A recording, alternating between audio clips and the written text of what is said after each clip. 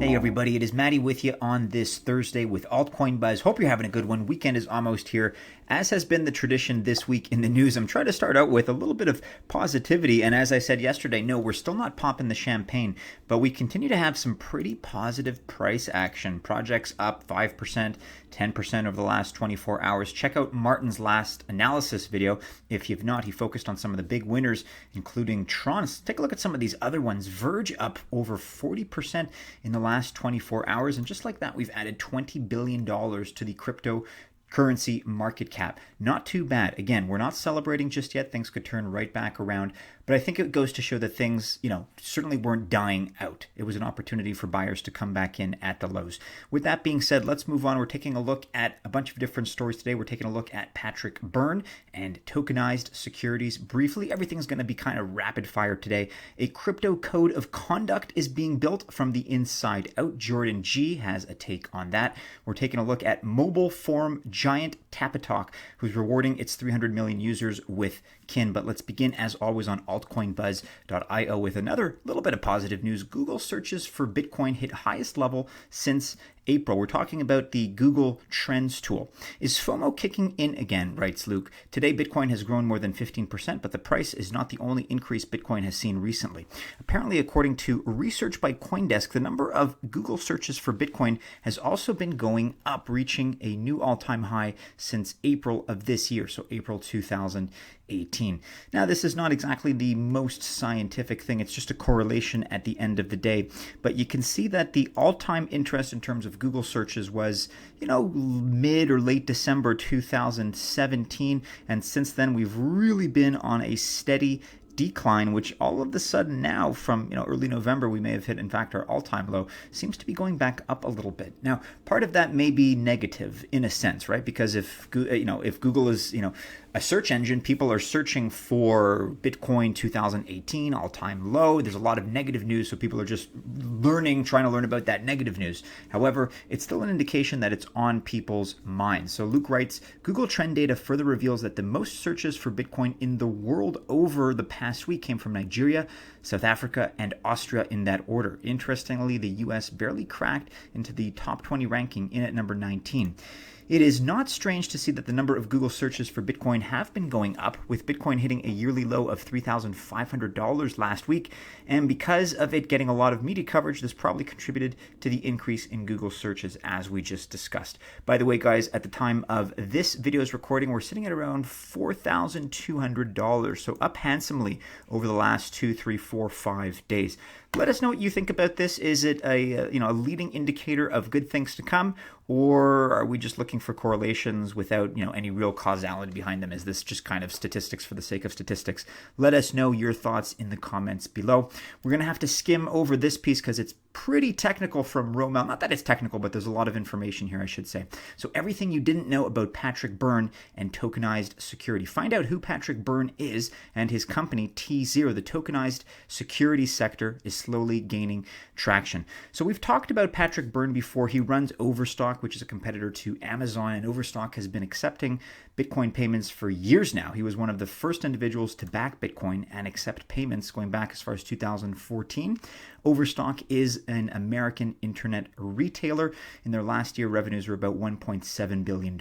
So this is a really a titan of industry, no doubt about it. And he sat down on the 23rd of February of this year with Business Insider's Sarah Silverstein to discuss crypto, blockchain, and his multi-million-dollar investment into Ravencoin, which we've covered recently.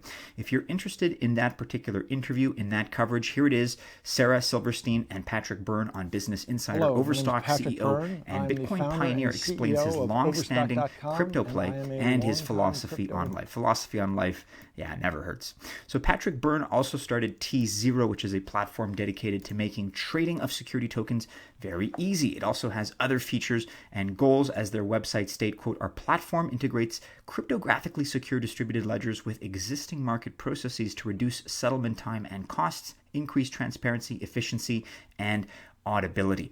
If you're not quite familiar with what security tokens are, then you're going to want to read ahead here in this article.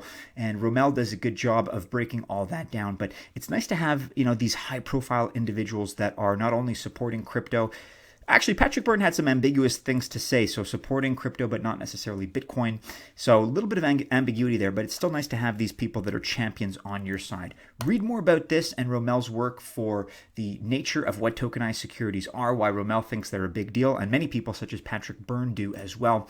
You could check out the T0 website, the global leader in blockchain innovation for capital markets. T0's blockchain technologies aim to revolutionize the market and fix the inherent inefficiencies in Wall Street so that financial processes are less beholden to traditional institutional market structures. And in other news today, we're just doing rapid fire, guys. As I promised, a crypto code of conduct being built from the inside out. Article here by Jordan. So the Association for Digital Asset Markets has been created to formulate a code of conduct for the cryptocurrency market. On November 27th, just a couple days ago this year, it was announced that a mixture of 10 finance and tech firms had come together to establish the ADAM, Association for Digital Asset Markets. This body has been formed to undertake the creation of a cryptocurrency code of conduct. The code will look to consist of comprehensive standards for digital asset market users. The members of ADAM include some well-known figures amongst crypto enthusiasts. So you have Galaxy Digital, a crypto merchant bank, BTIG, a capital firm with influence that stretches across the globe, and Paxos, a startup that recently executed the introduction of their own stablecoin known as PAX. It's clear that a diverse group has joined together to create ADAM, which is absolutely necessary if a comprehensive standard is to be formulated. You guys can read more about what Jordan has to say about ADAM. I'm going to call it ADAM from now on, I think. But in closing, a code of conduct, which is created by the firms that have firsthand contact with the digital asset market, will be a great complement to the laws slowly being implemented around the globe. Building the standards from the inside out will save a lot of time and money with the introduction of new laws. Without insider contributions, it is unlikely the laws would be practical upon the first installment and would need to be altered over the years. I think a code of conduct is a good thing as long as there's not too much power that's concentrated within this group of sort of self-appointed authorities. That's my only kind of nagging background concern. But to be honest, based on those names, I don't think they're powerful enough to execute that kind of a move anyway. So this is not a bad thing. A code of conduct is not a bad thing in my view. Let us know what you think in the comments below. You can read more about that here on businesswire.com, leading financial firms to create code of conduct for digital asset markets. And finally today, closing out the rapid fire, mobile forum giant Tapatalk will reward its 300 million users with Kin. So yesterday the news came out that Tapatalk, the leading mobile forum app, is going to integrate Kin. Soon, Tapatalk users will receive Kin for posting quality content in the app, and they can also send Kin to other creators on the platform. Yes, adoption, there you go. So Kin is a decentralized ecosystem of digital services for daily life, but it is also a digital currency. The coin Kin was developed by the Canadian social media company Kik. The goal of Kin is to facilitate the value transfers in digital services such as gaming applications and social media. So the CEO of Tapatalk, Winter Wong, said the following about the partnership, quote, Tapatalk's integration of Kin marks a noteworthy development in our expansion to reach new users and cultivate further engagement with the broader forum community. The mechanics of Kin will surely benefit existing forum users while bringing new users into the fold of vibrant, active online discussion communities. And then you had the Danny Fisher, the president of Kin, who said the following, quote, people contribute to online communities on a daily basis, but there isn't an easy way for them to reward other users for their contribution to the discussion. We believe that Tapatalk will be a strong example of how Kin easily facilitates peer-to-peer transactions in apps once users begin rewarding each other for the creation of meaningful, engaging content. Currently, Kin is sitting at number 125 in terms of the rankings on CoinGecko.com. It's trading for, I'm not going to put that in dollar terms, but you can see for yourselves, well under $1, which is 30 times lower than its all-time high in January 2018. Maybe this will do something to boost the numbers back up. Let us know if you're fans of Kin. I know many of you out there in the altcoin buzz army are. At one point, it did seem to be a favorite within this community, or at least one of some kind of a group of favorites, let's call it. There were some of you that were definitely fond of Kin. Let us know if that's still the case in the comments below and what you think about this partnership. Sounds like it does have some potential. And finally today, guys, just a quick bit again of positive news. One small step for crypto, a giant leap for altcoin buzz. Tweet here by at altcoinbuzzio.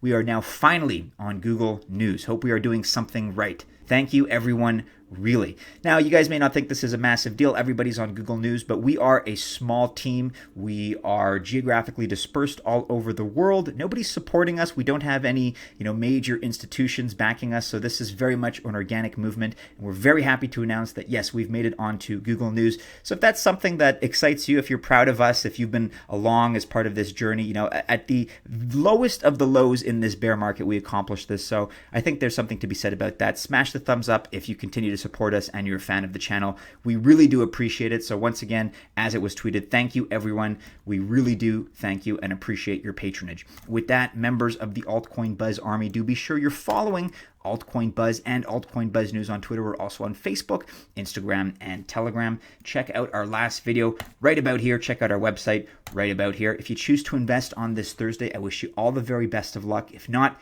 have a great day. Start gearing up for that weekend, and we hope to see you guys again soon in our next video. Take care.